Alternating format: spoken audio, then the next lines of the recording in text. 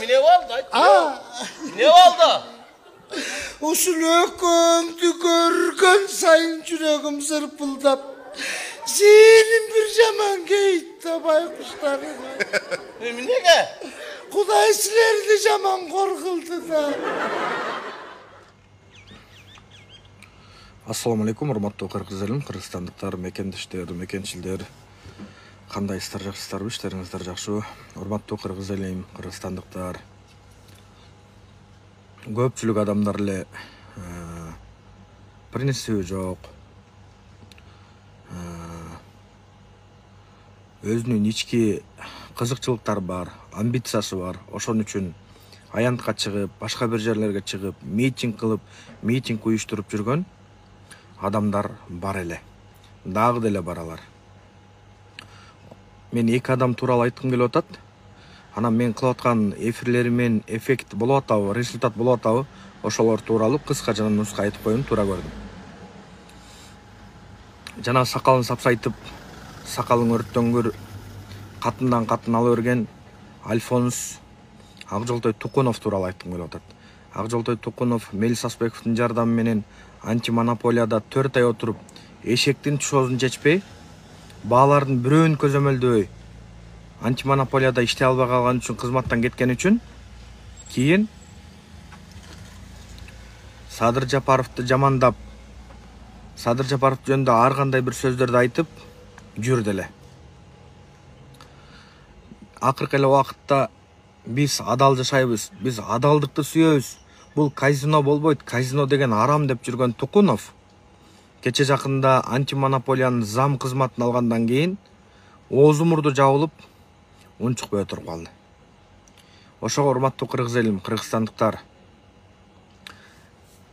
аты жөнүн туура жасалбаган Альфонс Акжолтой Тукуновду никто кылып туруп, эч ким эмес кылып туруп, анын бир да сөзүнө ишенбегиле. Анын аялы, 3-чү аялы, Тукуновдун кандай экенин, аты жөнүн жаза албайт экен, үтүр точкалардын бардыгын ошол жазып коюп берген, полностью бүттүгүн мага бир канча убакыт мурун айтып берген.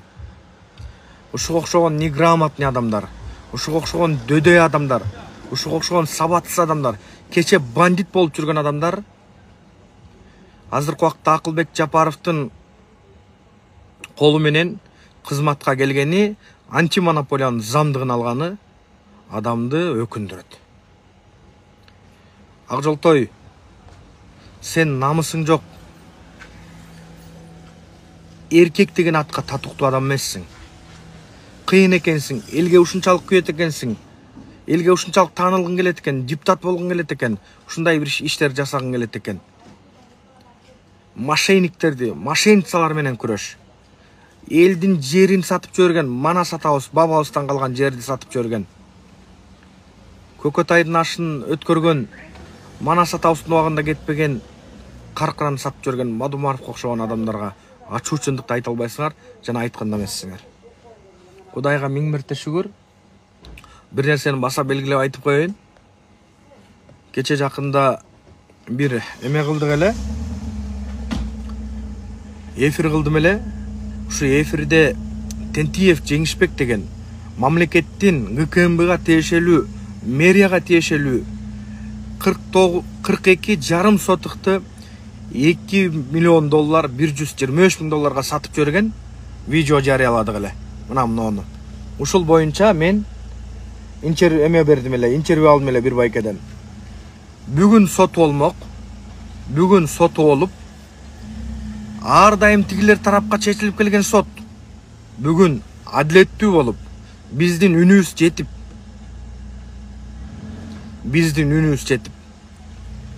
2 миллион $125 миң сатып жиберген мүлктөр туура эмес кылган. Чындыгында сатып жиберген. Мына чындыгында мындай деп сот тастыктап, сот далилдеген. Кудайга миң мирте шүгүр.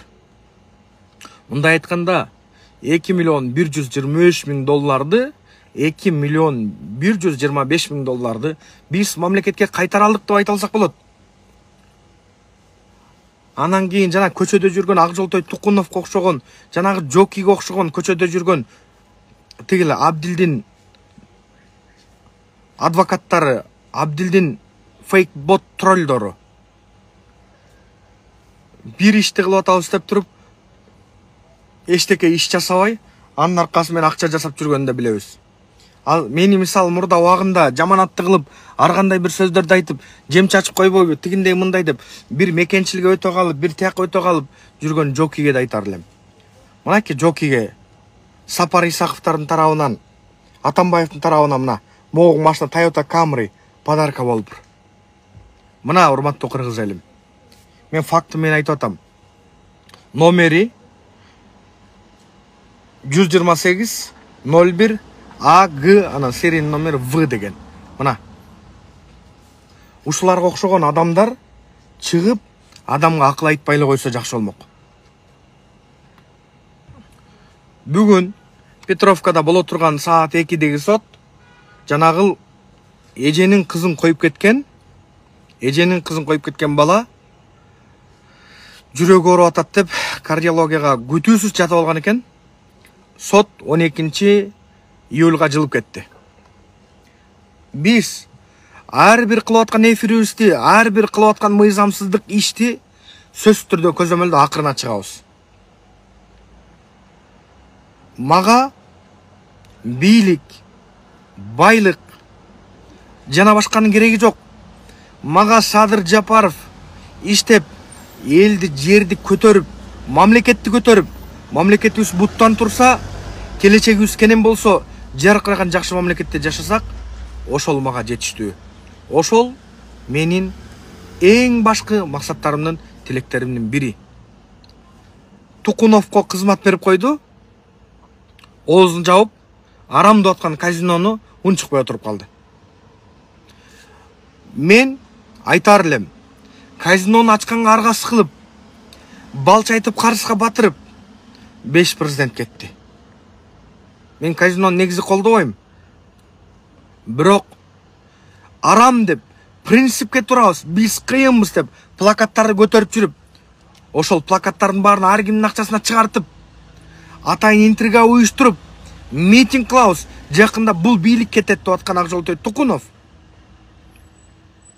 бүгүн өзү менен жүргөн командасын сатып, өзү менен жүргөн бузукларды сатып туруп, бул тарапка өтө качты. Буга окшогон принциби жок адамдарды надо наказать дейт да. Буларга до того наказать этиш керек. Ошон үчүн урматтуу кыргыз элим, могу Жоки дагы интернетке чыгымыш болуп, эфир кылмыш болуп, Садыр Жапаровду жамандамыш болуп, мондай тигиндей деп туруп, машина алып, өз жашоосун, өз арбайын өстөрү жакшы кылып, бирөөлөрдүн тролл фейктери болуп атат. Мен так айта алам. Мага убагында ушул Жоки асыл деле Абдилге боштондук, Абдил элдин уулу, Атамбаевга боштондук деп жүргөн ушул. Атамбаев, Абдил жана башкалардын бардыгы кыргызга кыянатчылык кылган уурулар. Адам баласында принцип болуш керек. Айттыңбы, айткан сөзүң атылган ок, ошол сөздүн акырына чыгыш керек. Урматтуу бир туугандар, урматтуу кыргыз элим, ушул убакытка чейин жасап келе аткан ишибиз жөнү жок калып калган жок.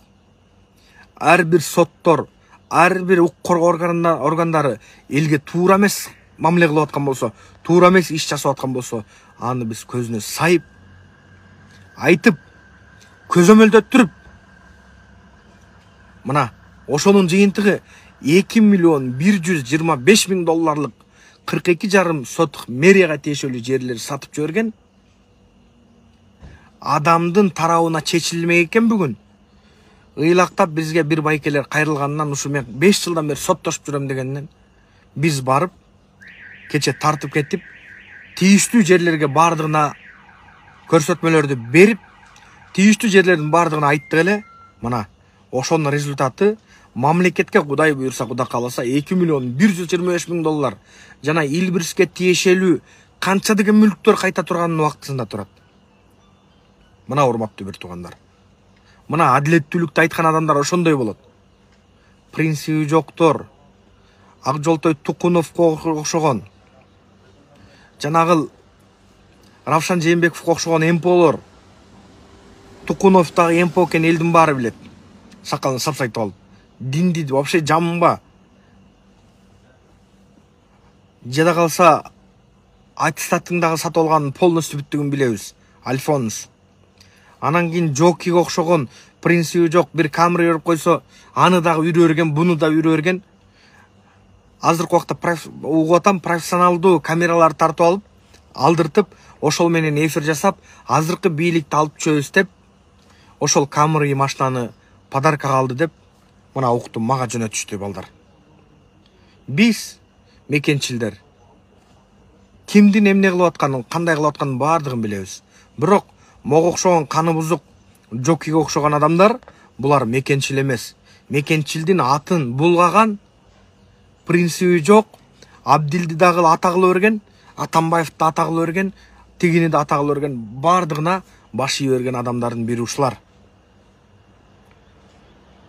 Ошон үчүн урматтуу кыргыз элим, кыргызстандыктар, Акжолтой Тукунов, намызың болсо, эркек болсоң, шым кийип жүрсөң, кызматыңды тапшыр да кыл, айылга барып туруп коюңду жай, айылга барып туруп жериңди иштет. Сага окшогон билимсиз, сага окшогон принциби жок, эки жүздүү мунафык надандардын бизге кереги жок. Отурганда дагы антимонополияда отурасың. Ошол жерде экинчи лицо болуп отурасың. Антимонополияда кымбатчылык боло турган болсо, бензиндин кымбатчылыгы, продукттун кымбатчылыгы сенин мойнуңда. Сен керк башың менен жооп бересиң. Мен сага окшогон чириктерден, сага окшогон сасыктардан корккон эмесмин, жана коркпойм дагы. Мен ушул адамдын кызматка келип калганына карамандай каршымын. Анткени мен силерге бир нерсе айтып берейин. Бир хандын аялы өтө жакшы жашачу экен. Аябай өтө хан экен.